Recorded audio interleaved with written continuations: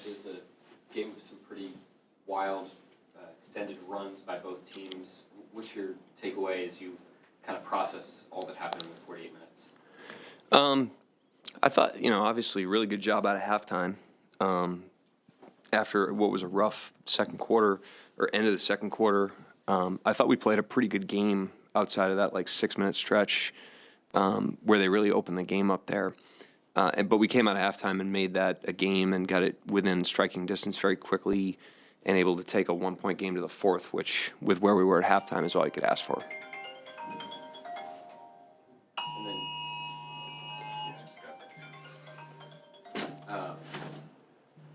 Last 5 minutes or so, do you think the opportunity for guys who aren't always in maybe more elevated positions for your team to get that late game experience to be able to take a look on tape is the way that you guys executed your system down the stretch?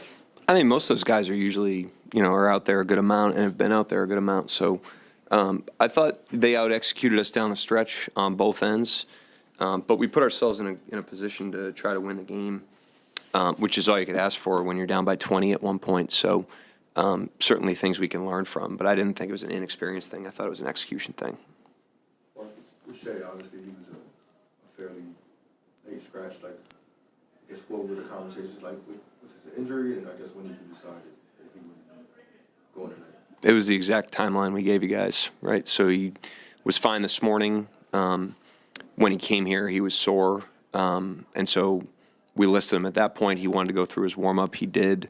And after the warm-up, we ruled him out. So it was the same as what we told you pregame.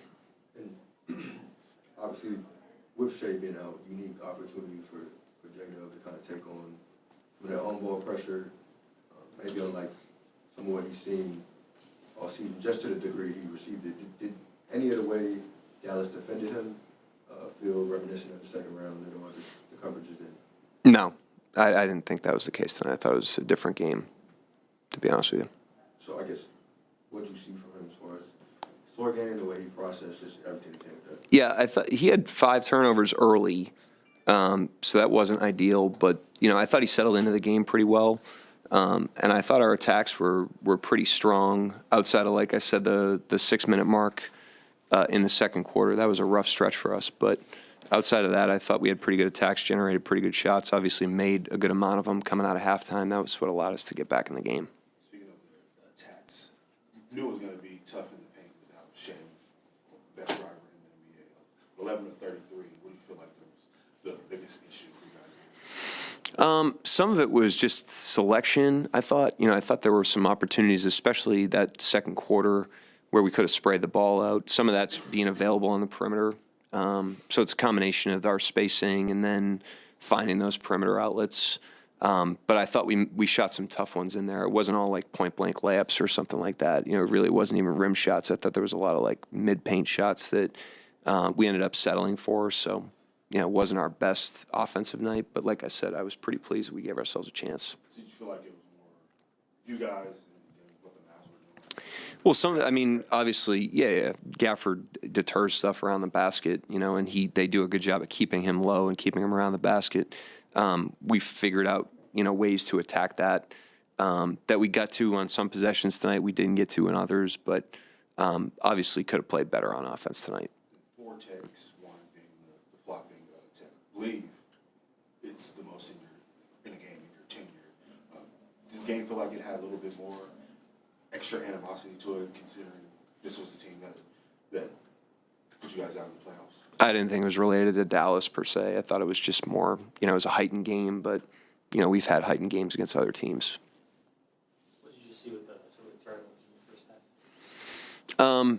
Yeah, a little uncharacteristic for us. We're usually a pretty good ball security team, and that was a huge part of the first half. And then, I don't know what we had at halftime, but it was up there. And then in the second half, we played really clean. I don't think we had any turnovers in the third. And that gave us a good chance. We were getting shots on goal every single time. So that was a huge part of the first half, especially the second half of the second quarter. And once we settled into that and got better shots, we were better off. Coach, just from an execution standpoint, what did you make of just those handful of possessions down the stretch? And, obviously came up short, but what did you make of just the way they played out? Obviously they did a good job defensively. That we had a hard time cracking them there and getting penetration. The game usually grinds into more of a possession game at that point, and that's where execution is paramount on both ends of the floor. And that's why I said, I thought they out-executed us down the stretch of the game on both ends. I thought they did a better job forcing us to earn it, in our offensive possessions, and then they made us pay, for our mistakes on the other end of the floor with good ball movement and shot making. And then also just in the first half, just what you saw from Osman Gay, coming from G League and getting that big spot there, kind of giving you guys a bit of a spark there. Yeah, I thought BC, those guys did a good job for us tonight. But yeah, he played his minutes well. He's been with the G League for 6 or 7 games now, and got himself primed up coming off the injury that he had. And so clearly, made the most of those minutes. I think he's played more minutes than anybody in our program over the last 2 weeks. So he obviously was ready to go. He did a good job in the first half. Mark, what have you seen from Gable's fit with the starters these last couple of games? Say that one more time. What have you seen from Gable's fit with the starters these last couple of games? Yeah, he's done a nice job. I mean, he's done what he's always done. He started so many games a couple of years ago. We kind of know what he brings, and he plays in character regardless of what his role is. But he played a really good game and was obviously a huge catalyst for us coming out of halftime. He was a huge reason why we got back in the game with the shot making and just overall intensity. We mentioned the text, but just the number of rush-ups across the game, did it feel excessive to you at any point? No, it was a physical game. It's just one of those, sometimes the game just, that's what happens inside the game, and that's what I thought tonight. I didn't think it wasn't anything crazy, to be honest with you. I guess more specifically with James Williams and Lou kind of in the first half, what were the conversations like between you and James maybe, and I guess what did you see unfold between them that made it feel like Lou was kind of getting some of those whistles, especially early on?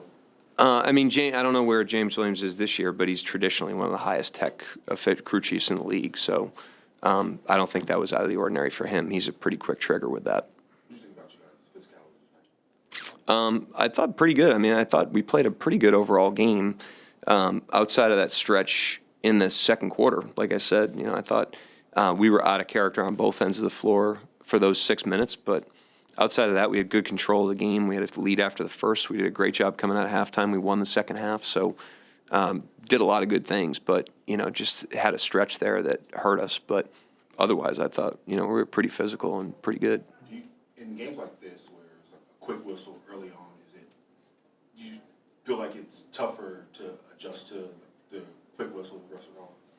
I don't think they had a quick whistle early. I thought that was part of why the physicality got high. I thought that was part of why there was a little bit of extracurricular stuff. There was a lot of stuff they were letting go that they were deeming marginal. So I actually disagree with that. I don't think the whistle was tight at all. You're 7-1 on the second night of a back-to-back. What have you seen from this team this whole season about responding to games so quickly? Yeah, great professionalism, to get ourselves ready for another battle. I thought we battled all the way through tonight. I thought the competitiveness was really, really good. And we brought that again tonight. And then great mentality, and understanding, we got to use our legs, use our depth when the schedule's condensed or when we're in a back-to-back. And I thought we did that again tonight. We used 10 guys, and everybody that went in there gave us a little bit of a bump. Anyone else? Thank you, Coach.